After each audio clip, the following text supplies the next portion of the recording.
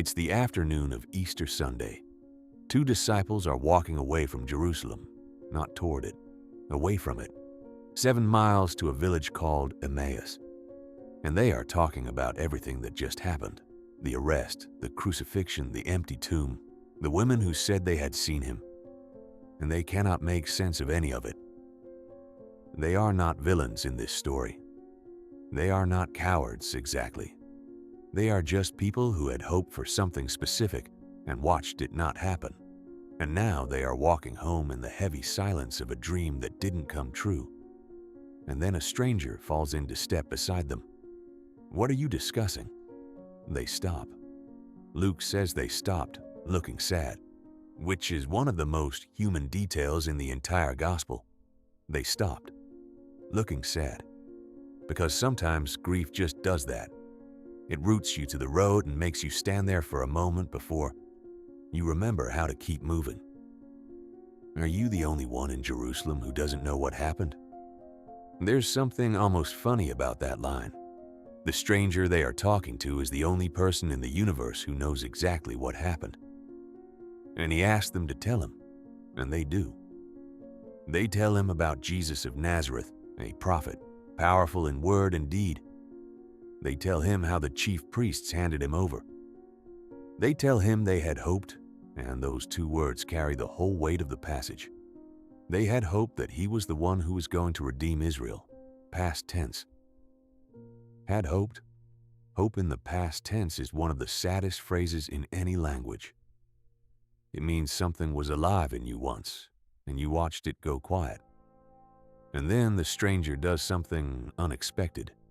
He doesn't console them. He doesn't say, "I understand, that must have been hard." He says, "How slow you are to believe." And then he opens the scriptures, starting with Moses, moving through all the prophets, explaining everything that the scriptures said about the one who was to come. They walk 7 miles. He talks the whole way, and something happens to them on that road that they will only be able to name later. They arrive at Emmaus. The stranger acts as if he is going further, and they press him to stay. Stay with us. It is almost evening. The day is almost over. That invitation, "Stay with us," is one of the most beautiful lines in the New Testament. They don't know who he is yet. They just know they don't want him to leave. Something about him has lit something in them, and they are not ready for the light to go. He comes in. He takes bread. He blesses it. He breaks it. He gives it to them, and their eyes were opened. Not gradually, not after a long explanation. In the breaking of the bread. That specific gesture, the breaking, and they saw. And then he vanished. He was there, and then he wasn't. And they sat in that room with broken bread in their hands, and the memory of a 7-mile conversation still warm in their chests. And they said to each other, "Were not our hearts burning within us while he talked with us on the road?" Were not our hearts burning? They felt it the whole time. They just didn't know what they were feeling.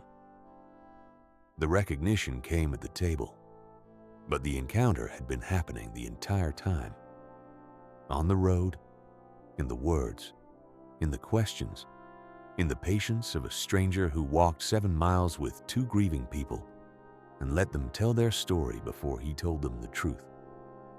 There is something here I want to sit with for a moment. Jesus didn't appear to them in glory. He didn't announce himself. He walked beside them as a stranger. He asked questions. He listened. He waited. The resurrection didn't arrive as a thunderclap. It arrived as a companion on a road. I think about how many times God has walked into my life like that, not with a trumpet, not with unmistakable clarity, as someone who sat with me while I was sad, as a conversation that I didn't realize was important until later, as a book I picked up on a bad day, as a kindness from someone I barely knew. The road to Emmaus suggests that the risen Christ moves through the world not always in ways we immediately recognize, but in ways that make our hearts burn, even when we don't yet have the words for what's happening. There's also something about grief in this passage that I find very honest. These two disciples had hoped, and the thing they had hoped for had died, and they were walking away. Jesus doesn't rebuke them for walking away. He falls into step beside them. He meets them on the road they chose, heading in the direction they chose. I find that extraordinarily consoling.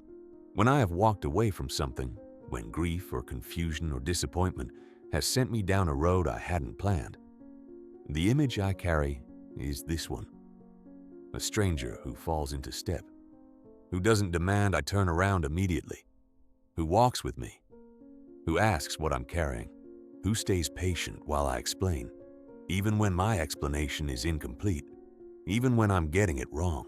The road to Emmaus is not a story about people who had perfect faith.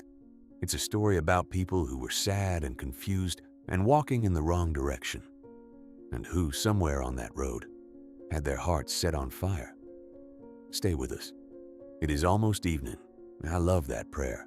I think it might be the most honest prayer I know. Not, I understand everything. Not, my faith is strong. Just stay. It's getting dark. I don't want you to go. If that's where you are today, if the day has been long and the light is going and you're not sure about much, that prayer belongs to you. Stay with us. And the breaking of the bread, that gesture that opened their eyes. We're still breaking bread, you know. Every Sunday in churches and living rooms and hearts around the world, someone is lifting bread and saying, "This is my body, given for you." And maybe that's the invitation today, not to have everything figured out, not to be past the grief and the walking away, but to sit down at the table, to let the bread be broken, to see if your heart burns.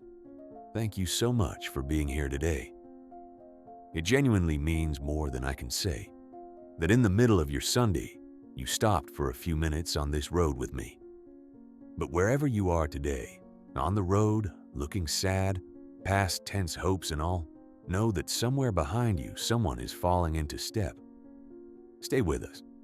It is almost evening. See you next Sunday.